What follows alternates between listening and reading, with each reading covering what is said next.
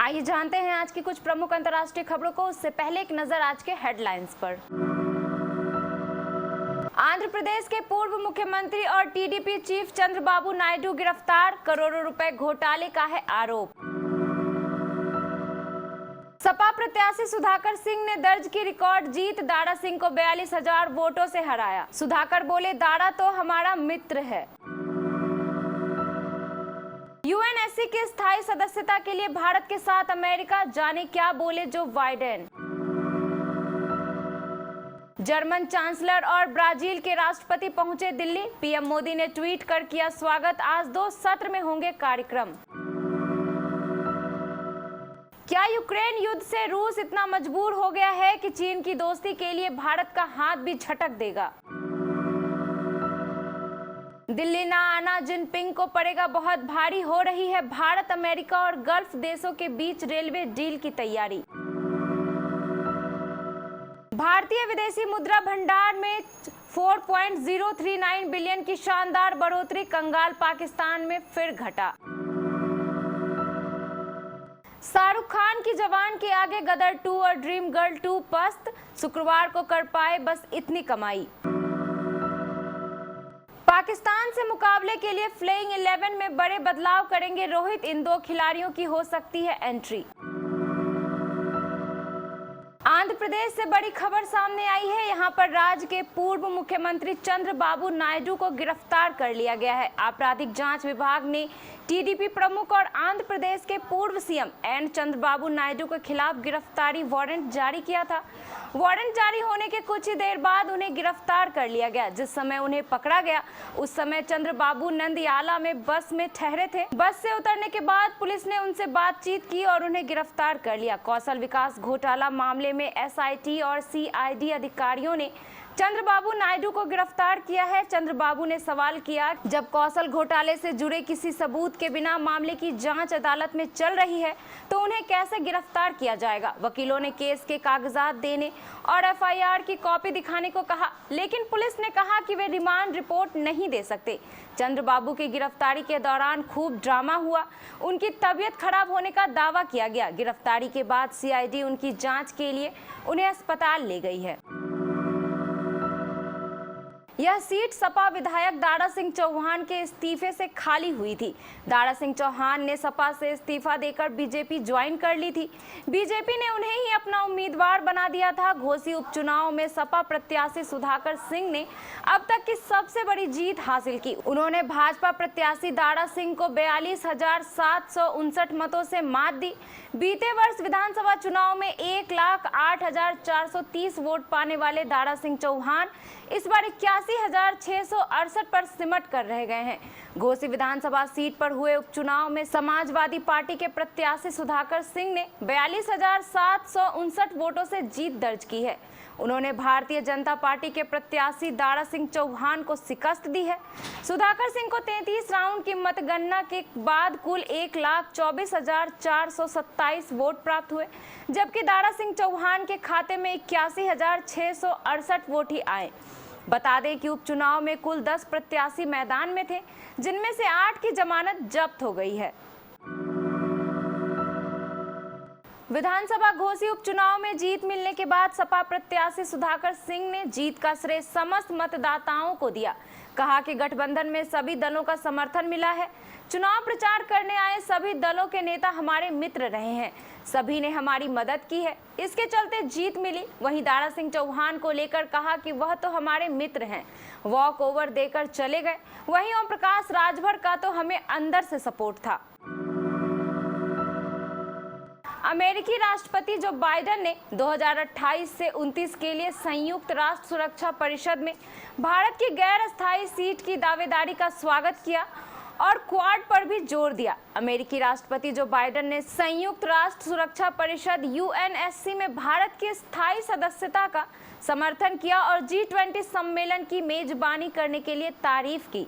8 सितंबर की शाम को दिल्ली पहुंचने के बाद बाइडेन ने प्रधानमंत्री नरेंद्र मोदी के साथ उनके आवास पर डिनर किया और द्विपक्षीय वार्ता की। दोनों नेताओं ने द्विपक्षीय वार्ता के बाद संयुक्त बयान जारी कर कहा कि वैश्विक शासन अधिक समावेशी और प्रातिनिधिक होनी चाहिए। बाइडेन ने संयुक्त राष्ट्र सुरक्षा परिषद में सुधार के लिए भारत की स्थायी सदस्यता का समर्थन किया है। इसके साथ ही अमेरिकी राष्ट्रपति ने यूएनएससी में 2028 से 29 के लिए भारत की गैर स्थायी सीट की दावेदारी का भी स्वागत किया। राष्ट्रपति द्रौपदी मुर्मू द्वारा आयोजित रात्रि भोज में राष्ट्र प्रमुखों के अलावा भारत सरकार के केंद्रीय मंत्री और कई राज्यों के मुख्यमंत्री भी शामिल होंगे। G20 शिखर सम्मेलन के पहले सत्र के बाद दोपहर 1:30 बजे से 3 बजे तक पीएम मोदी G20 देशों के प्रमुखों से मुलाकात करेंगे। इसके अलावा पीएम मोदी अन्य देशों के प्रमुख के साथ द्विपक्षीय वार्ता करेंगे। G20 शिखर सम्मेलन की आज से औपचारिक शुरुआत हो रही है।